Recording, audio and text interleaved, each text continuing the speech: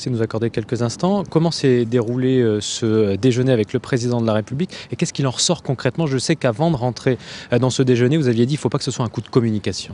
Écoutez, je crois qu'il nous a beaucoup écouté sur les problématiques qui sont les nôtres en matière éducative. On a énormément parlé de logement et de peuplement du quartier, en écho évidemment aux propos du Premier ministre la semaine dernière. J'ai moi-même abordé la question des moyens pour ces collectivités qui ont de plus en plus de choses à faire sur le terrain et finalement de moins en moins de moyens. Je pense qu'il nous a entendus.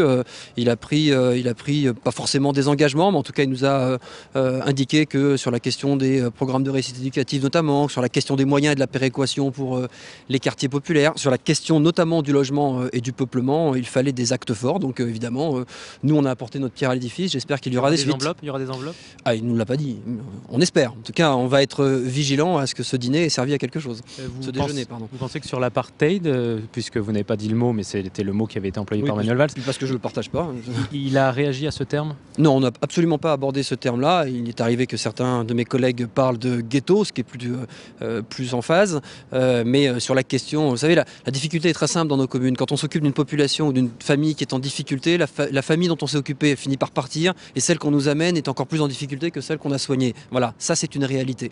Et donc forcément, la question du peuplement et de l'addition de pauvreté à la pauvreté, de difficulté à la difficulté, on en souriait un petit peu tout à l'heure, mais finalement, nous, les maires de banlieue, on est devenus les spécialistes pour gérer ces situations-là. Donc finalement, il est devenu normal que quand on a soigné quelqu'un, on nous en apporte un autre à soigner. Voilà, ça ne peut pas continuer.